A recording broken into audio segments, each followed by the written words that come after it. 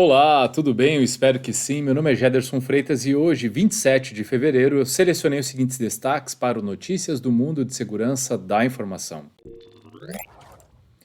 Falhas em sistemas industriais levam novas preocupações sobre infraestrutura crítica.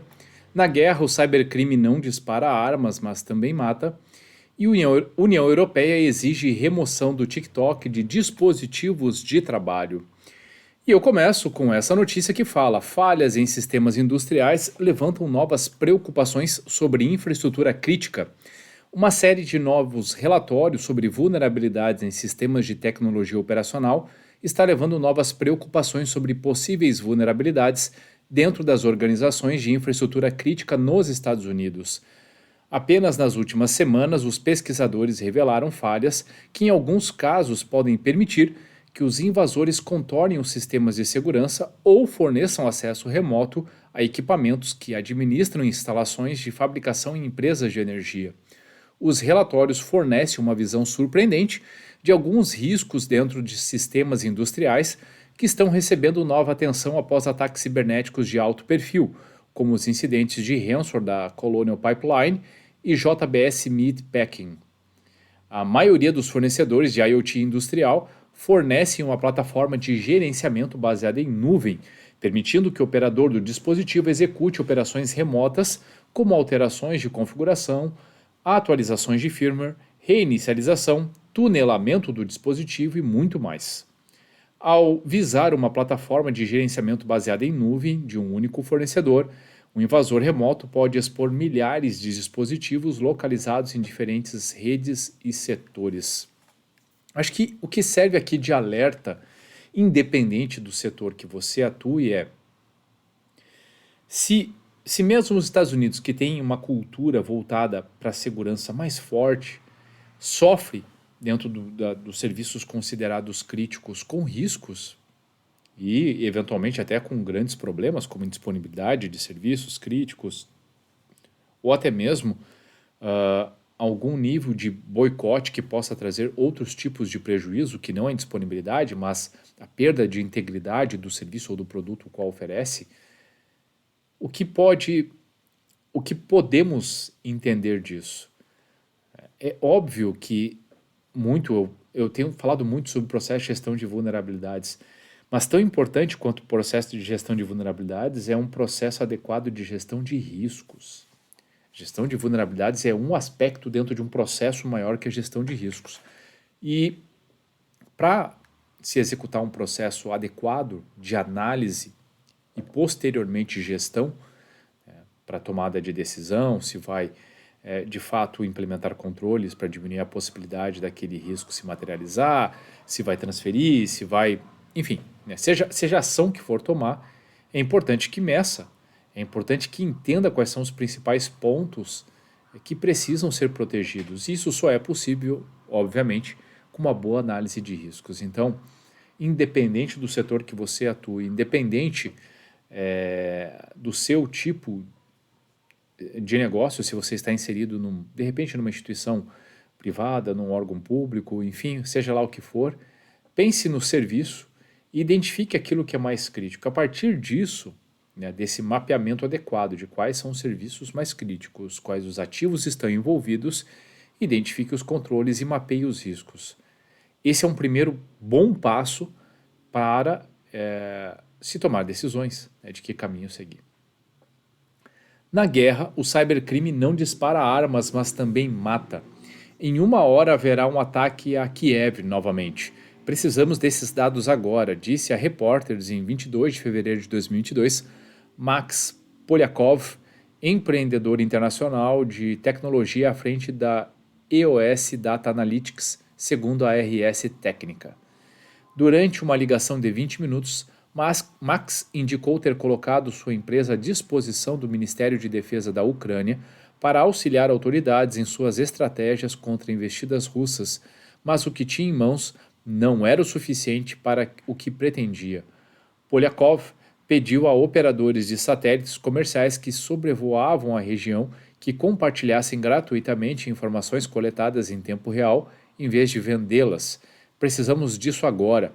Somos bombardeados todas as noites e à noite estamos cegos. Precisamos desses dados, por favor. Do outro lado do fronte, a Rússia começou a enfrentar um exército de TI convocado pelo vice-primeiro-ministro ucraniano Mikhailo Fedorov. Ainda de acordo com Ars Technica, cyberespecialistas favoráveis à nação invadida derrubaram diversos sites ligados a Kremlin, residência presidencial localizada em Moscou, assim como sites relacionados ao seu aliado Belarus. Bancos, empresas e portais governamentais não escaparam da investida. Haverá tarefas para todo mundo, destacou Fedorov em seu perfil no Twitter. Estamos criando um exército de tecnologia da informação, precisamos de talentos digitais. Existem tarefas para todos. Continuaremos lutando no fronte cibernético. A primeira demanda está no canal para cyberespecialistas, disse Mikhailo Fedorov em 26 de fevereiro de 2022. E redes sociais também escolheram quem apoiar. No século XXI, o cybercrime não dispara armas em guerras, mas também é recurso de defesa e de ataque. O cybercrime mata. Em conflitos pelo mundo, atualmente, está em andamento a exploração de recursos sem precedentes, ataques virtuais, uma nação que, mesmo em estágios iniciais, atesta a força destrutiva ao alcance de quem os utiliza. Ainda que tais ataques sejam meros testes, pesquisas de Madnik e seus colegas revelaram que sistemas de energia não são imunes a intervenções. Desligá-los remotamente ao fazer com que explodam ou se autodestruam geram estragos que exigem semanas e até meses de reparos, se é que a oportunidade de conserto se apresenta, destacam os especialistas, como no caso de usinas nucleares. Além disso, companhias siderúrgicas e gasodutos já enfrentaram situações semelhantes.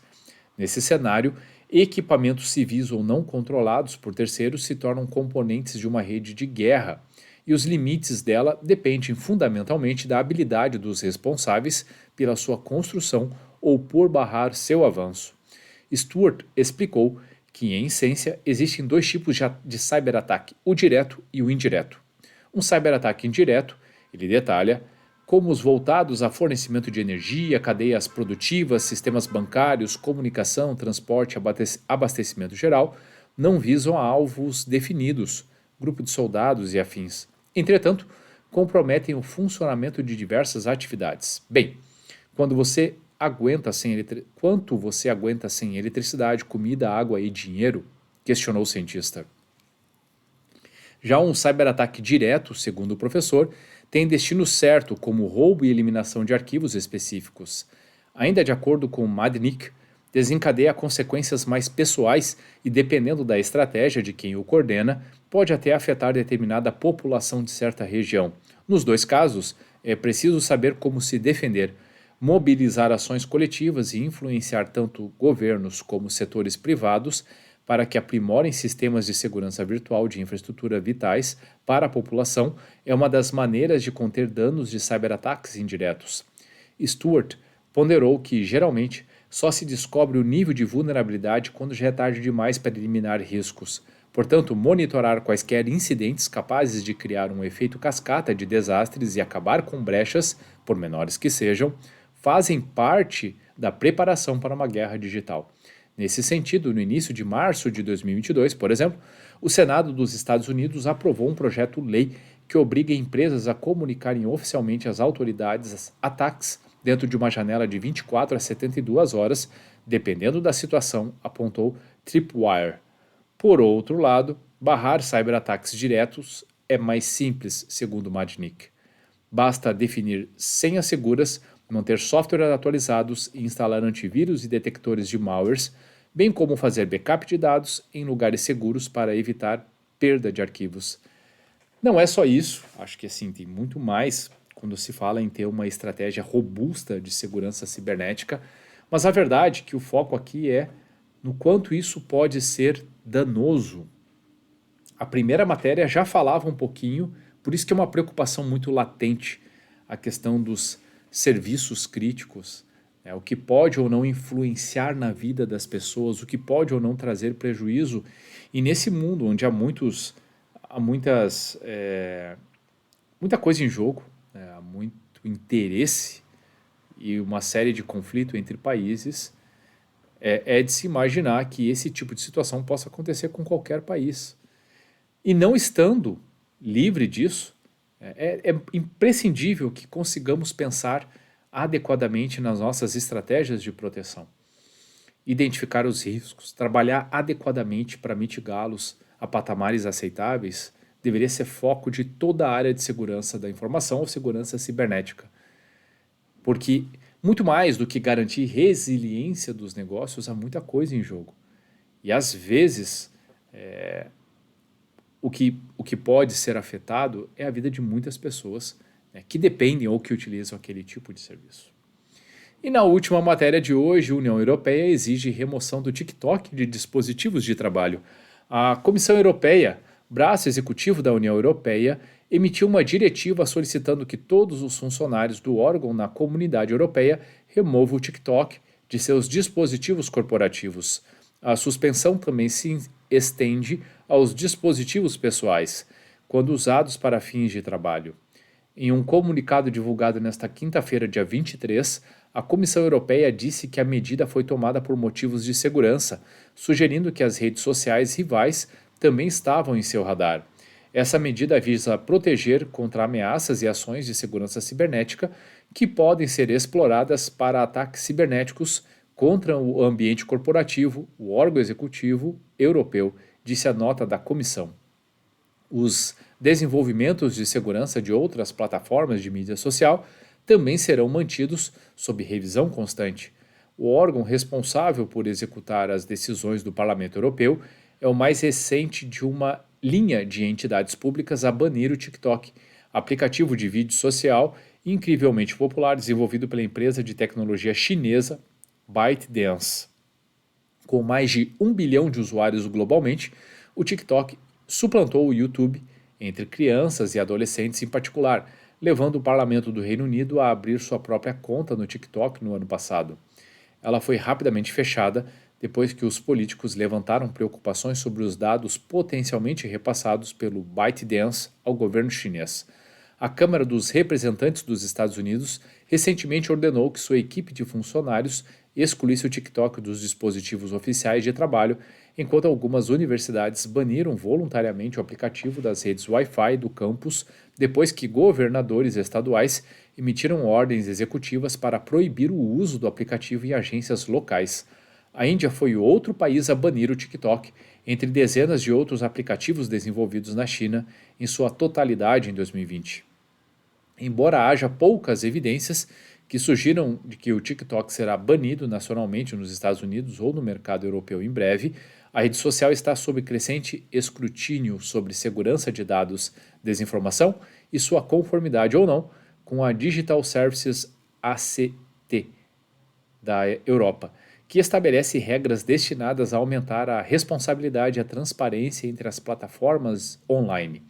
Em resposta, o TikTok lançou uma grande ofensiva de relações públicas, incluindo o anúncio de investimentos em infraestrutura que o levarão a abrir seus primeiros data centers locais para armazenamento dos dados de seus usuários europeus. O primeiro deles estava programado para abrir no ano passado, mas foi adiado para este ano. A empresa também anunciou, recentemente, planos para mais 2 data centers na região. Em resposta ao anúncio, um porta-voz do TikTok disse que a empresa estava desapontada com a decisão da Comissão Europeia, acrescentando que acreditava que era equivocada e baseada em equívocos fundamentais. Entramos em contato com a comissão para esclarecer as coisas e explicar como protegemos os dados de 125 milhões de pessoas em toda a União Europeia que acessam o TikTok todos os meses, disse o porta-voz. Continuamos aprimorando nossa abordagem de segurança de dados, inclusive estabelecendo 3 centros de dados na Europa para armazenar dados de usuários localmente, reduzindo ainda mais o acesso dos funcionários aos dados e minimizando os fluxos de dados fora da Europa.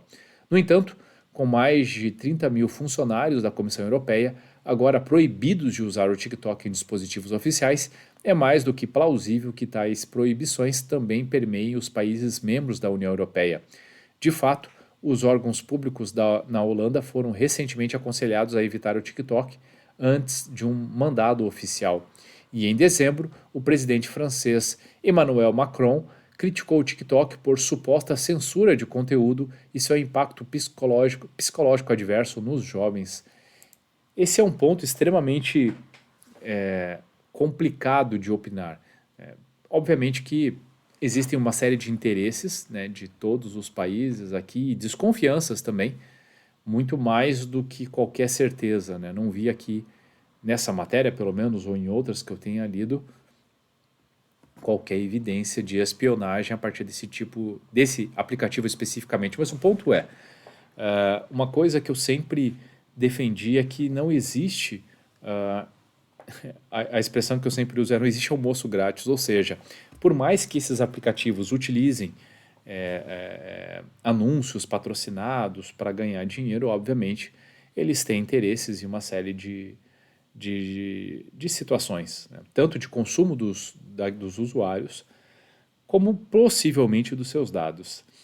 E, se por acaso você achar demasiado, eu pergunto, você tem clareza de quais dados compartilha? Isso em termos de uso, quando você dá o ok no termo de aceite para usar os aplicativos, qualquer um deles, qualquer um das redes sociais, qualquer aplicativo gratuito, você sabe exatamente o que está compartilhando? Quais são os dados que você autoriza sejam compartilhados voluntariamente com esses serviços? E é claro, uma vez que você compartilha esses dados, obviamente você não tem nenhum controle mais sobre eles. Então, ver esse tipo de boicote, por assim dizer, é algo que considero seja até relativamente natural. Imagino que isso deva até acontecer, né, com outros aplicativos no futuro. Então, veremos muito mais, né, muito mais capítulos sobre essa novela. Bom, pessoal, e o que eu tinha selecionado para hoje era isso. Espero sinceramente que vocês tenham gostado. E se você gostou do conteúdo, se fez sentido para você, então curta, salve, compartilhe esse post ou marque as pessoas que podem se beneficiar desse tipo de conteúdo. Eu tenho certeza que fazendo essas ações, podemos fazer a diferença trazendo mais cultura de segurança da informação. E se você ficou com alguma dúvida, tem alguma crítica ou sugestão, fique muito à vontade para deixar comentários ou mandar mensagem diretamente para mim. Combinado? Ótimo dia, ótima semana a todos e até a próxima.